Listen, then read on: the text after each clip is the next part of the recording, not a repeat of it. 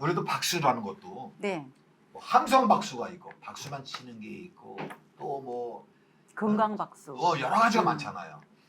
이렇게 그게 다 달라요, 그죠? 그러니까 그 명명해서 우리가 그렇게 부릅니다. 법도 마찬가지입니다.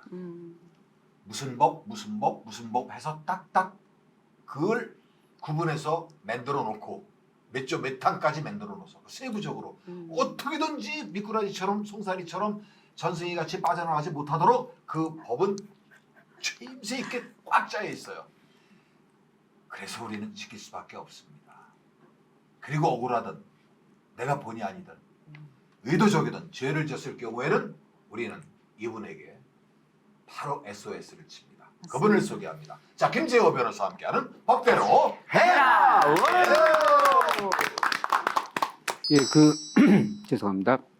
그 사건을 보다 보면 막 거의 똑같은 것 같은데 한 가지 지점대에 막 달라지는 경우들이 있어요. 그래서 재산분할 문제에 대해서 한 번 더 말씀 한번 드려볼까 합니다. 네.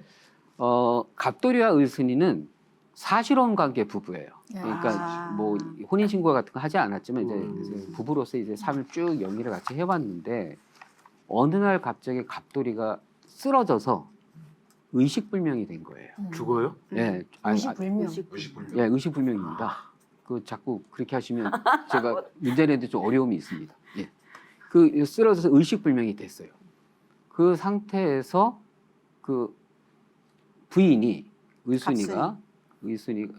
갑순이 갑순이었네요. 네. 하여간 어쨌든 여자로 하겠습니다. 여자가 남자한테 혼인관계가 해소됐다라고 주장하면서 재산분할 청구를 걸었어요. 그러니까 이제 의식불명 상태인 사실혼 남편을 상대로 혼인관계 해소됐으니까 재산분할 해달라고 재판을 걸었습니다. 근데 그 판결이 나기 전에 이 남편분이 돌아가셨어요. 그러면 그 부인은 재산분할을 받을 수 있을까요? 없을까요? 그렇다면 여러분 의견은 어떻습니까? 사실혼이라는 거는 법적으로 인정을 받을 때는 그 연수가 있더라고요. 맞습니까? 그런 거 없어요. 없어요? 예. 그러면 못 다만 받을, 이제 참작할 사유는 못 되죠. 받을 것 같아요. 예. 저는 못 받는다고 생각해요. 그러면 우리 돌아가셨어도 부인이 아니고 못 받을. 사실관계 때문에 못 사실혼이니까 받는다. 예, 혼인신고한 게 아니니까. 아니니까 네. 이혜성 씨는 법적으로 네. 해당이 없기 때문에 네. 꼴통은 어떻게 생각해요? 저는 다릅니다. 왜냐하면 사실혼 관계에서 어떤 증거가 될 수 있는 그 같이 살아온 연도, 뭐 10년이 됐든 1년이 됐든 그 연도에 따라서 사실혼 관계가 어떤 법적으로 효력이 있을 거라고 생각을 해요. 짧으면은 안 되겠지만 어느 정도의 그 살아온 시간이 길다고 하면 받을 수 있다고 저는 생각합니다. 받을 수 있다. 네. 자, 전승희 씨는, 전승희 씨는 본인이 그 경험담도 있고 그러니까 솔직히 그냥 얘기를 하시면 돼요. 그 살면서 사실혼이 있잖아요. 근데 그걸 증명할 수 있는 뭐 제사를 1년에 몇 번 지내는 거를 참석을 했다거나 아니면은 여러 가지 경조사, 친척들, 식구들 그게 증명이 될 때는 그 보상을 받을 수 있다. 그렇게 생각을 합니다. 자, 그 동미 씨는 지금 저 변호사님이 예. 동미 씨를 지금 좀 째려보듯이 네가 무슨 말을 할 건데 이런 지금 표정이 근데 다른 여인들은 그러면은 조심을 하는데 저는 도전적으로 나갑니다. 솔직히 그렇게까지 혼인 신고만 안 했지. 네. 그러니까 법적 결혼의 절차, 그다음 사는 거 모든 부분이 똑같아요. 맞소. 주민등록상, 자 이런 부분이 다 똑같기 때문에 중간에 그래서 그러니까 법적 그 보호를 받을 수 있는 게 사실혼이에요. 예, 남편이 죽었다 하더라도 그 모든 기여도나 증거 자료나 모든 부분을 통틀어서 법에 만약에 제출을 하면은 충분하게 유자료를 받을 수 있다. 그렇게 생각합니다. 그러니까 이제 쉽게 한마디로 얘기하면은 네, 남편이 의식불명이다 죽었다 하더라도 네네네. 내가 이 사람하고 사실혼 관계에 있다는 것만 법적으로 증명이 되면은 증명만 입증이 하면은 되면 당연하죠. 그 돈을 받을 수 있다. 당연하죠. 그 네. 판례가 있어요. 네. 여보세요. 그 당신이 무슨 판례를 얘기하고 있습니까? 지금? 자, 진짜 판례를 얘기하실 분을 소개합니다. 예, 일단 결론은 받을 수 있습니다. 근데 이제 네. 문제는 이게 받을 수 있는 이유가 되는 과정들이 아까 말씀하셨던 거랑 조금 다른데요. 그래요? 그 말씀을 드렸다시피 재산 분할을 하려면 어쨌든 혼인 관계가 해소가 돼야 돼요. 그래서 이혼, 법률혼인 경우에는 이혼 소송이 확정이 돼야 되고 사실혼 관계라면 사실혼 해소가 확정이 돼야 돼요. 근데 문제는 뭐냐면 이혼 소송 같은 경우는 협의상 이혼이 아니고서는 법원의 판결이 확정이 돼야 돼요. 말씀드렸다시피 그래서 만약에 이혼 소송이 확정되기 전에 배우자가 사망을 하게 되면은 이혼 소송 종결이 되고 네. 재산 분할 못 받아요. 그렇죠.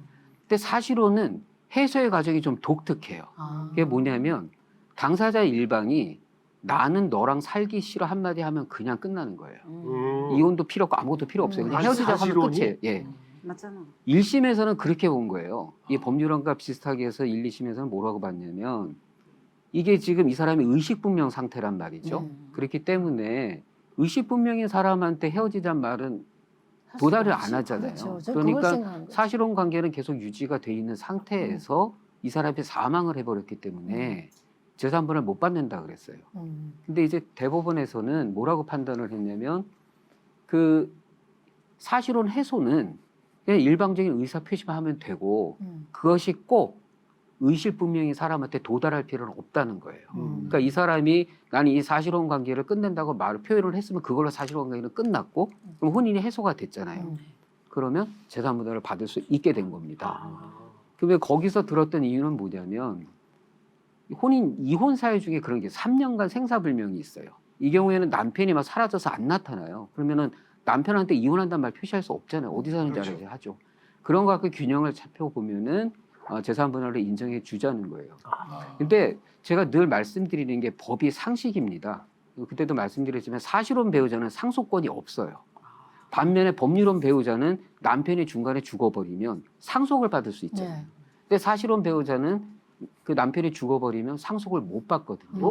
그러니까 법원에 왜 사실혼 배우자는 상속권이 없으니까요. 그렇죠. 그렇기 때문에 대법원에서는 그런 형평을 고려한 것 같아요. 그러니까 뭐 사실혼 배우자가 너무 불리해지잖아요. 단순히 혼인신고만 안 했을 뿐인데. 그래서 이거는 합리를 찾아간 과정이 아닌가 싶습니다. 그래서 정답은 받을 수 있답니다. 여기서 참고로 말씀을 드리면 사실혼 배우자분들께서는 이걸 뭐 권유하는 건 아닌데 생계를 해야 되잖아요. 네. 만약에 남편분이 쓰러지시면 바로 재산분할 청구 소송 거시는 게 맞습니다. 만약에 돌아가실 때까지 기다렸으면은 상속도 못 받고 재산분할 청구도 못 합니다. 이야, 여러분 정말 이거는 꼭 꿀팁이다. 알아들어 두셔야 될 것 같습니다. 근데 그 사실혼 관계로 지금 사시는 그 분들이 많고 또 늘어나고 있단 말이에요. 지금. 맞습니다. 근데요, 우리가 그 보험도 들잖아요. 보험 들었다 생각하고 그냥 혼인신고 하세요. 그러면 두 다리 뻗고 잠잘 수 있습니다. 뭐 사실은 또 하시는 이유도 또 분명히 있겠죠. 자, 그 모든 게 다 그 서로 그 장단이 있고, 네, 또 뭐 좋은 점, 나쁜 점 다 일장이 따 있는 거 아니겠습니까? 네, 여러분의 판단에 맡기도록 하겠습니다. 자, 지금까지 김재호 변호사와 함께하는 법대로 해야.